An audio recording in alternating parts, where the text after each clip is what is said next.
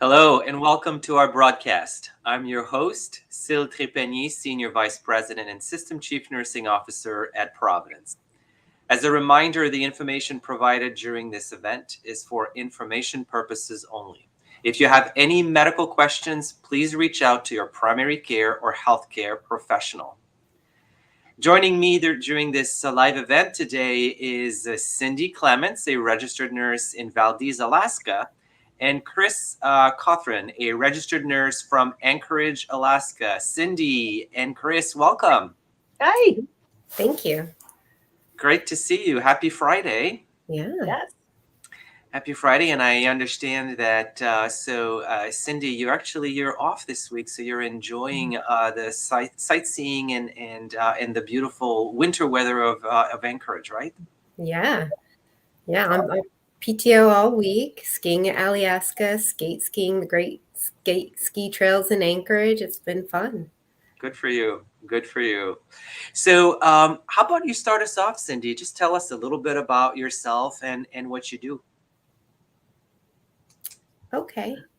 My name's Cynthia Clements, and I work at Providence Valdez Medical Center. It's a critical access hospital in Valdez, Alaska, about 6 hours via the road system from Anchorage.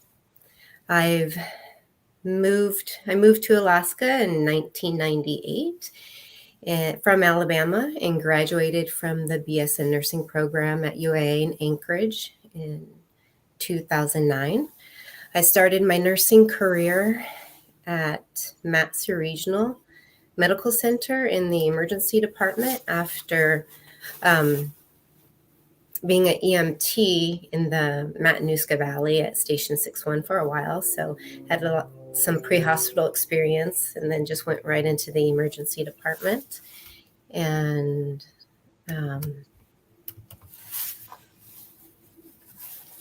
and then I moved to Valdez and started working there in 2011, where I learned to be a pretty well-rounded and broadly scoped critical access nurse, and still learning that role every day. Mm-hmm.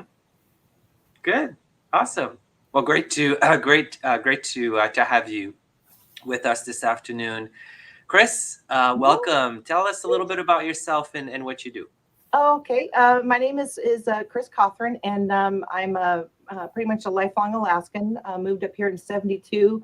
My family was in aviation, so we've traveled throughout the state. My much of my family were bush pilots, and so we traveled all over the state. But then lived in Anchorage. Went to school here.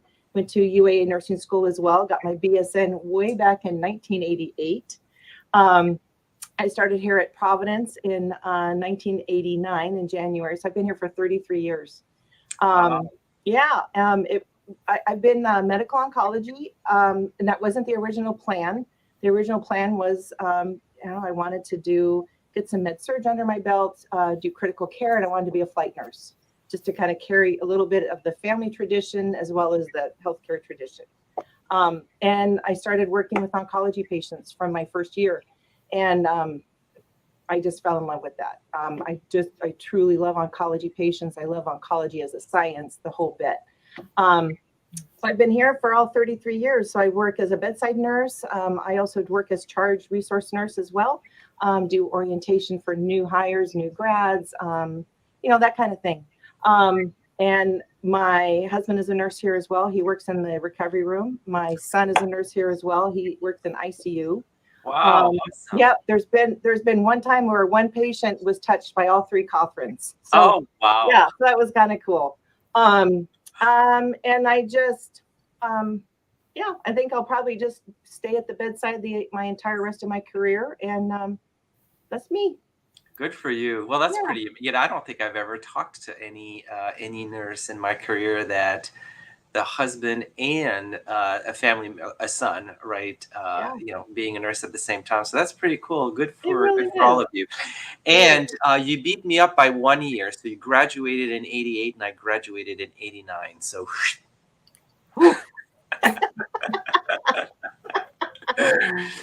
Well, great to have you, and great to have you spend some time with us. Mhm. Hey, Cindy, last time you and I talked, you reminded us.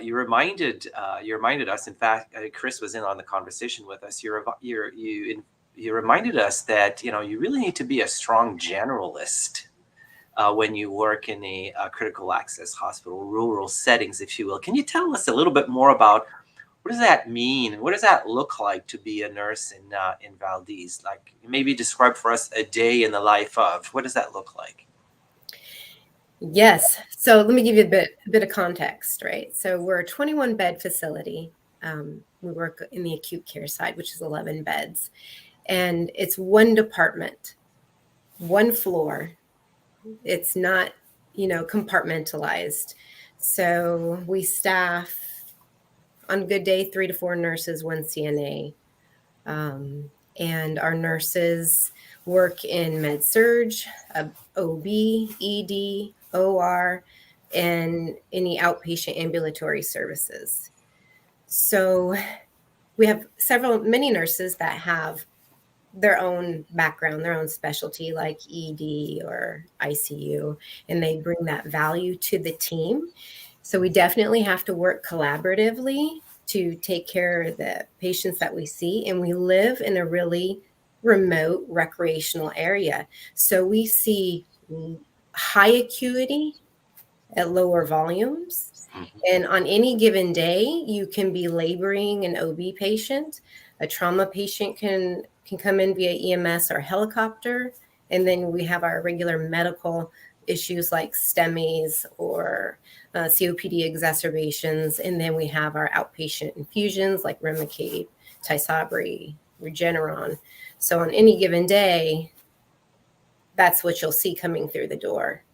So we're a jack of all trades. So how do you prepare for that? Or maybe you can't. And so how do you guys keep up? How do you develop the competencies to take care of like such variation in patient? Can you tell us a little bit about that?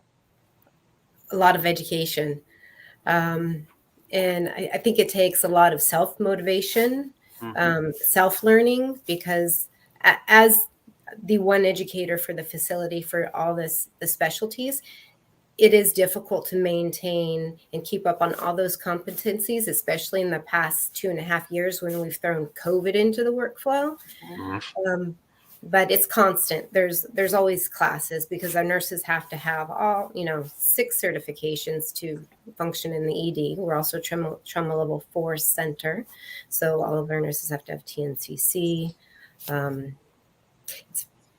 We have 2 clinical academies, which I'll probably talk about in a little bit. They're for our highest needs areas, which is the emergency department and obstetrics, high acuity, high liability areas. So those are the 2 specialties that concern our nurses the most. So we do focus on those, and we developed a clinical academy for those areas to help transition new residents, which are new graduates and fellow RNs, into those areas, because it's easier to orient and train somebody to do med surge and ambulatory services as opposed to emergency department obstetrics, because it's a lot of material to learn and then to be competent. And with the lower volume, the learning curve is longer.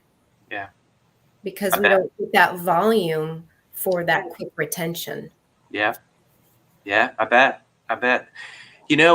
So in today's environment, we find ourselves today in a very interesting space in nursing.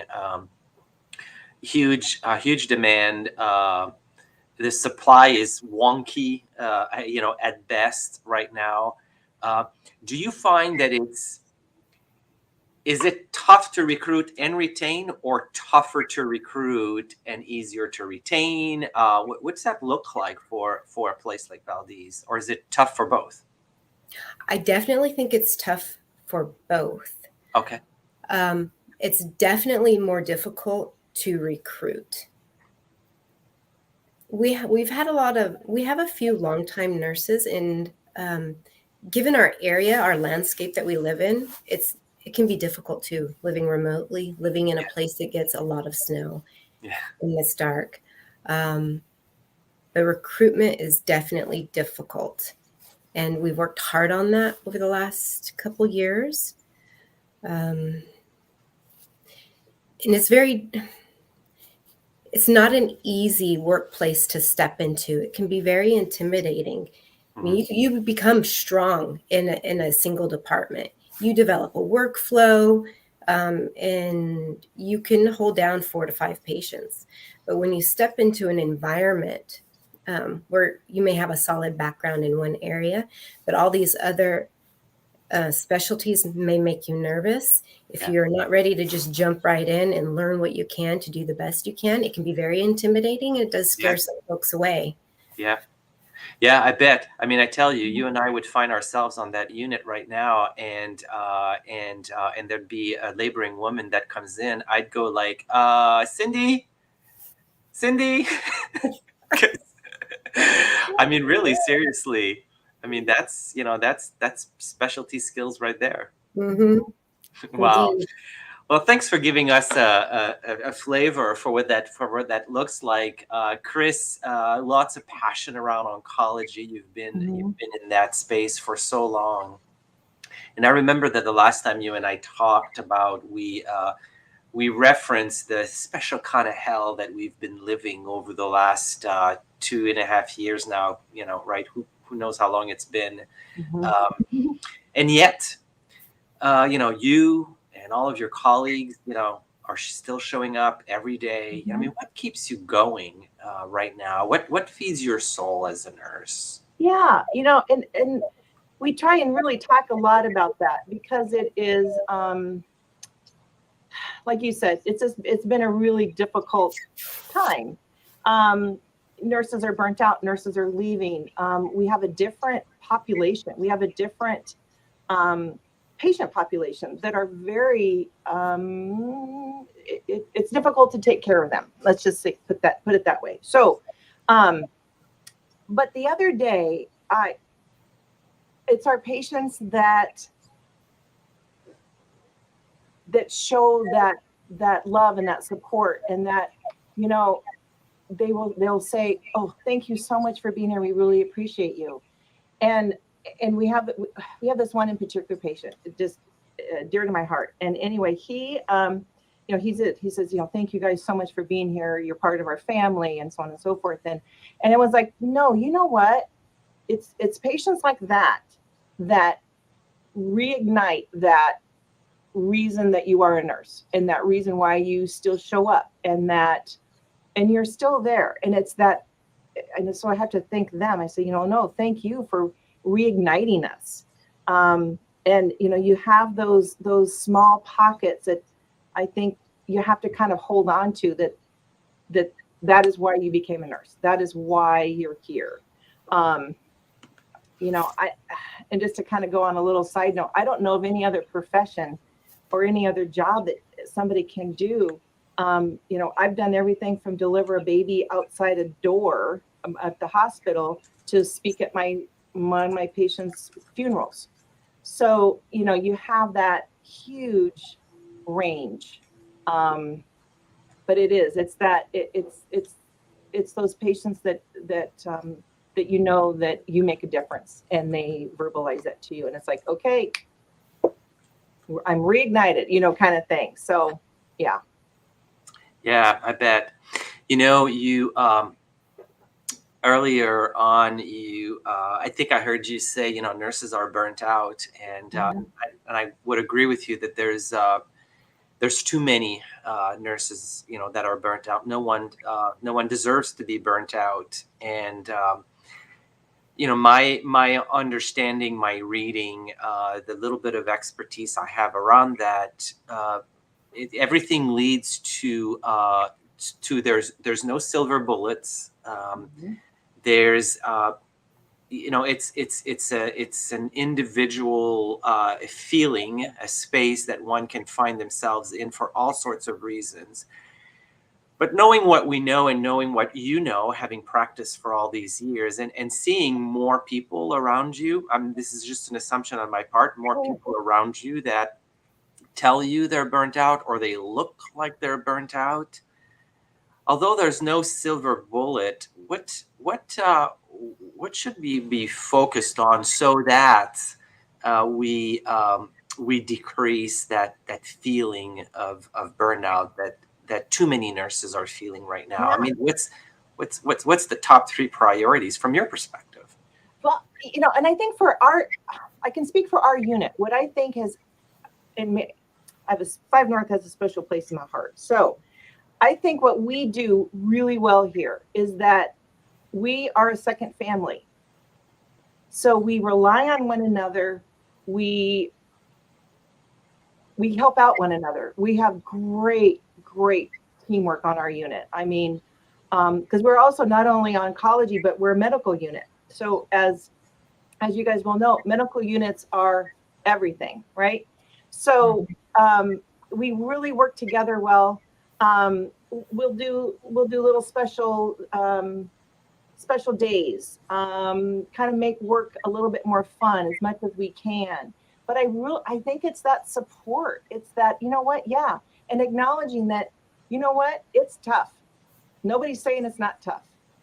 What we have to do then is kind of hold on to those times and those moments, like I talked about earlier, and hold on to those moments, and kind of, not to be Pollyannish, but know that it's going to get better, that it will. But we also have to kind of rely on one another. And it's okay to have bad days. It's okay to be burnt. It's okay to kind of, I don't know if I like doing this anymore. Okay, what about it don't you like? What part of this profession or, this day or whatever? But I think we rely on our colleagues up here. And again, I can only speak to my unit. Yeah. And we have a lot of great leadership that stands behind us. We feel validated by our leadership. We feel supported by our immediate leadership. We have 2 ACMs and a manager. Our manager just left. So, and this was a manager that we've only had for I think he was here less than a year. And now he's moved on. So we've been without a manager for quite some time. And our 2 ACMs, they've, pulled up the reins and they support us. And I know I'm kind of blathering on now, but I hope I kind of answered it. But it's that working together. Yeah, so here's what I heard, right? I heard I heard support is a very important, priority. So having a support structure, whether we have it around us and then to create it around us is also really important. So how nurses at the bedside, supporting each other. But I also heard you talk about the support that you're feeling from your immediate supervisors, whatever that means for you. And that's definitely a priority. There's no doubt about that. Cindy, same question, completely different, right? Environment. Anything else that comes to mind as a top priority, or are the priorities the same no matter the setting? I think some priorities remain the same regardless of the setting. But I heard a really good reflection just last week that I think is important. It didn't impact me initially, but as I've thought on it and chewed on it, it's impacted me more each day. And the statement was to not give your all, but give your best. We can give our best when we show up to work and recognize there are going to be hard days, and to be transparent with those feelings, seek the help that you might need yourself, whether that is with a friend, a coworker, your manager. And self-care is important. Establishing boundaries, to do your best at work, but also take care of yourself and your family the best you can as well, because you're going to have to refill yourself. Nursing being a care provider in healthcare is so demanding, and it can be emotionally and mentally taxing. And I feel like we need to take care of ourselves, each other, and in regards to ourselves, meaning getting good sleep, eating healthy, talking to somebody when you see difficult things or you're struggling with something at work, and yeah, being the support for each other. So there's a long list of things, but Yeah. Well, those are, those are the things I've been focusing on. thanks for sharing. I appreciate that. You know, we have all had a moment, like the moment in our career as a nurse that just sticks with you. Um, what's been that moment for you, Chris? Oh boy. Oh, I gotta say moments. I know I'm, 33. It's just like those, those certain patients. You remember their room. You remember their Uncle Harold that was the crazy drunk at the wedding. I mean, you hear all these great stories, and I think that's why I like oncology as well. Is, you know, okay, I'm gonna pick two, and it is both ends of the spectrum of life, which I think is important. One of them, sorry, I might get teary. So we had this one patient, lovely man, and I took care of him for 7 years, young. And so he had his separate lives. He had his hospital life and his home life, and never the two shall meet. So when he passed, his lovely mother, I can just say her first name, lovely Naomi. We still get together every Christmas. I see her every Christmas. So she asked for me to speak at his funeral because she said that was a part of his life that nobody else was privy to, and if I could speak to that. So she asked if I'd speak at his funeral, and I'm just like, I would be honored to. So I think that was a huge moment on many levels. But the other moment was, I delivered a baby at the front door of the hospital. I was, yeah, I was, was I was discharging one of my patients, and this gentleman drives up and he opens up the door. And when he said, "It's coming," I kind of knew what it was. It wasn't Santa Claus, right? It wasn't. And so I go running to the door, and my 30 something years ago of Jill Janke, my obstetrics teacher in nursing school, I was able to channel her, and I delivered a baby in a car. Wow. So, I think so. Yeah, those are two biggies. Yeah, no kidding. Thank you for sharing. I really Yeah. appreciate that. I'm always amazed at the stories that nurses have in that regards. Mm-hmm. Cindy, how about you? What's that one moment that will forever stick with you? Yeah, these are. It's hard, isn't it? It's hard. Mm-hmm. And you can't talk about them without crying, right? Mm. So, yeah, the moment that stuck with me the most was I had a cancer patient, and I couldn't do oncology because it's just, man, you guys have a heart.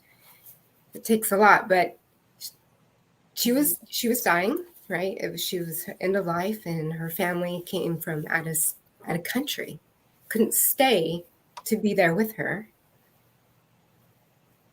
So after they left, as a nurse, you just take these moments. And she asked for prayer,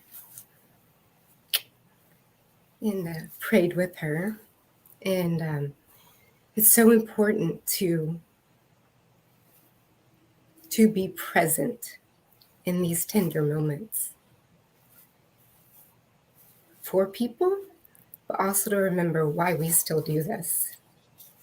And we work in a rapidly changing environment, and life is so busy, but we can capture those powerful moments if we're present. So What a gift to be able to to be there, right? So you were able to share prayer with that patient, the sacred encounter that that you created in partnership with your patient.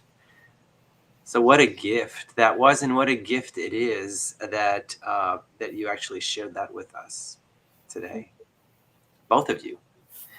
What a gift it is that you shared the those very special moments. You know, if I think back, I wish this would have been the last question I asked, because I think it would have been a great way to end our conversation. Because I don't want to leave. I don't want to leave away from that, because it's such a great space for us to be. But maybe if we build on that, there's something about the every time I spend time with nurses at the bedside, I'm constantly reminded that of the importance of the team spirit, our colleagues that we work together with, and in some circumstances it's way beyond the nurses that we're working together, but it's the team at large, and it's the multidisciplinary team. Because particularly, I mean, my feeling is that my assumption is that, particularly in a place like Valdez, for instance, right, dang, one person doesn't pull up their weight, and then it's it's not a good place to be. I can only imagine. When you think about the team that you're with today, what are you the most proud of?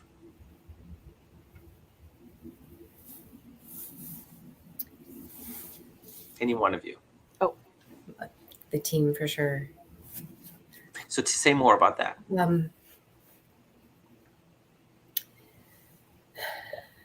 Valdez has a very family-oriented culture.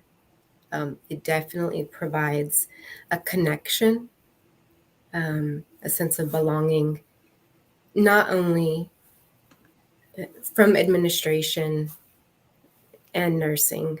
I don't have any family in the state of Alaska or in Valdez, and I've definitely found family within PBMC because of how we support each other, how when we know someone's struggling, the other will like come alongside you and help you through something.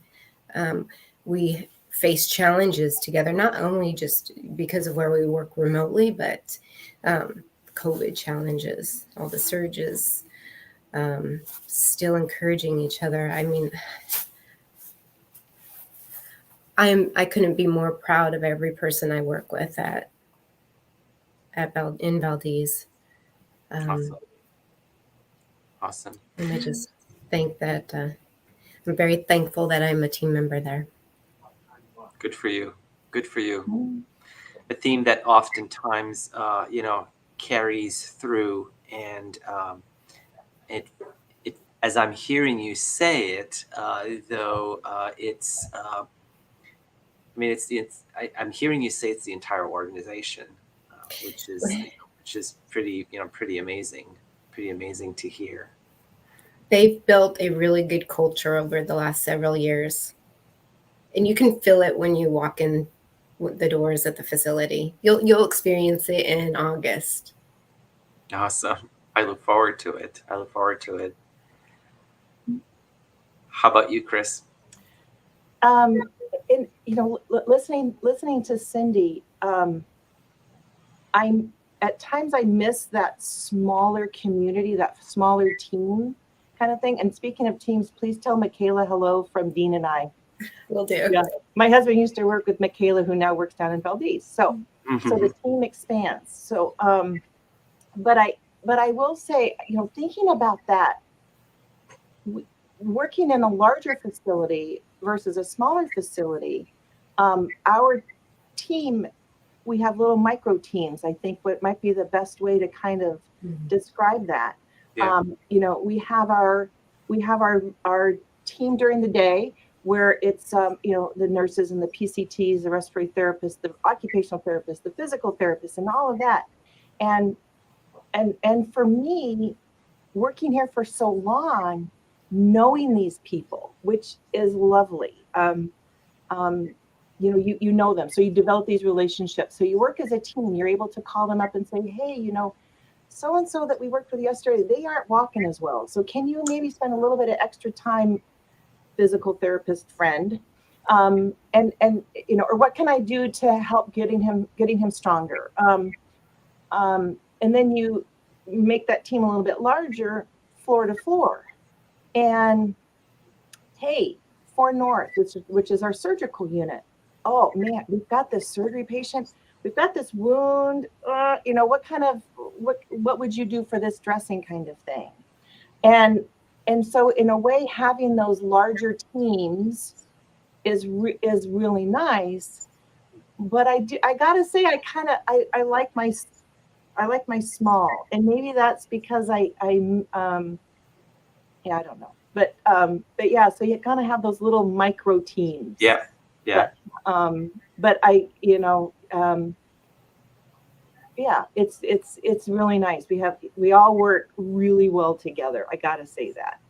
Awesome. Well, a common theme this afternoon, which is how proud we are of the team that we get to practice with, and something that I'm hearing out loud, and how grateful, my own word here, grateful both of you are for having that.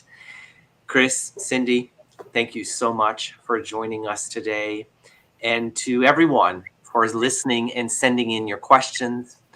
To learn more about our initiatives, our program, our services, and ways to give, or if you are looking for help or medical advice, please visit providence.org. And make sure to follow us on social media at Providence on Twitter and at Providence Health System on LinkedIn, Facebook, and Instagram. Thanks so much for joining us today. Have a great day.